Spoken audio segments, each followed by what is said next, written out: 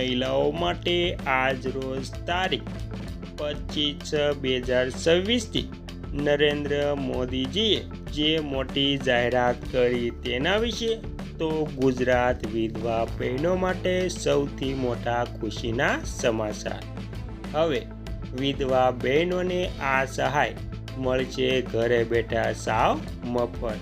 તો કઈ સહાય કેવી રીતે ઘરે બેઠા મળશે અને તેના માટે તેમને સૌથી પહેલાં કયું કામ કરવું પડશે તેની સંપૂર્ણ વાત આજે આપણે આ વિડીયો મારફતે કરવાના છીએ।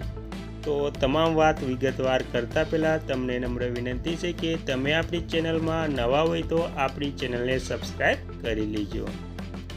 તો ગુજરાત સરકાર દ્વારા રાજ્યની વિધવા બહેનોને આર્થિક રીતે સક્ષમ અને આત્મનિર્ભર બનાવવા માટે પશુપાલન આધારિત વિશેષ સહાય યોજના અમલમાં મૂકવામાં આવી છે। આ યોજના હેઠળ મહિલાઓને ગાય ભેંસ પાલન, બકરા પાલન અને મરઘા પાલન માટે આર્થિક સહાય આપવામાં આવશે। અને આવો જાણીએ કે યોજના વિશે સંપૂર્ણ શું હકીકત છે। આ યોજનાનો લાભ રાજ્યની કોઈ પણ જાતિની 18થી 50 વર્ષની વયની વિધવા બહેનોને મળવી શકશે।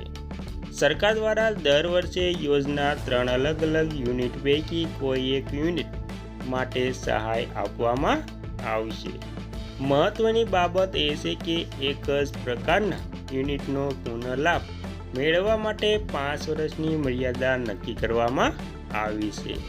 ઉપરાંત અગાઉ સમાન પ્રકારની અન્ય યોજના હેઠળ સહાય મેળવી ચૂકેલા લાભાર્થીઓને આ યોજનાનો લાભ મળવા પાત્ર રહેશે નહીં। અને વિગતો મુજબ યોજનાના જે પ્રમુખ યુનિટ હેઠળ ગાય અથવા તો ભેંસ પાલન માટે શેડ બનાવવામાં ₹30,000ની સહાય આપવામાં આવશે।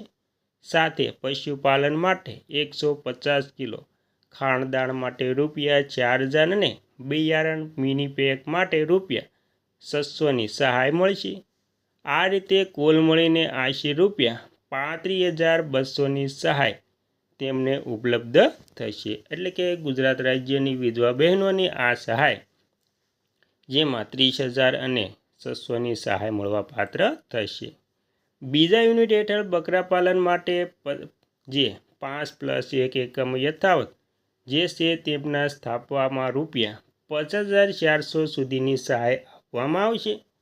જ્યારે ત્રીજા યુનિટમાં મરઘા પાલન માટે તાલીમ સાથે 100 બ્રાયલર પક્ષીઓને એકમ સ્થાપન માટે કુલ ₹38,000ની સહાય આપવામાં આવશે। જેમાં તાલીમ દરમિયાન ₹2,000નું સ્ટાઇપેન્ડ પણ સામેલ થશે।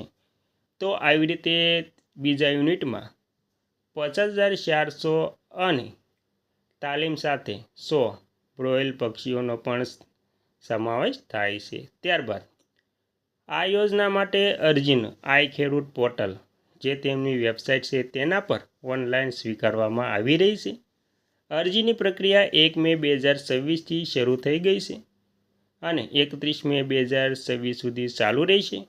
વધુ માહિતી માટે રાજ્ય સરકારની હેલ્પલાઇન નંબર 1962 પર સંપર્ક કરી શકાય છે। સરકારની આ પહેલથી વિધવા બહેનોને પશુપાલન ક્ષેત્રમાં રોજગારીની નવી તક મળશે અને ગ્રામ્ય વિસ્તારમાં વિધવા બહેનોને આર્થિક સશક્તિકરણ માટે પણ પ્રોત્સાહન મળશે।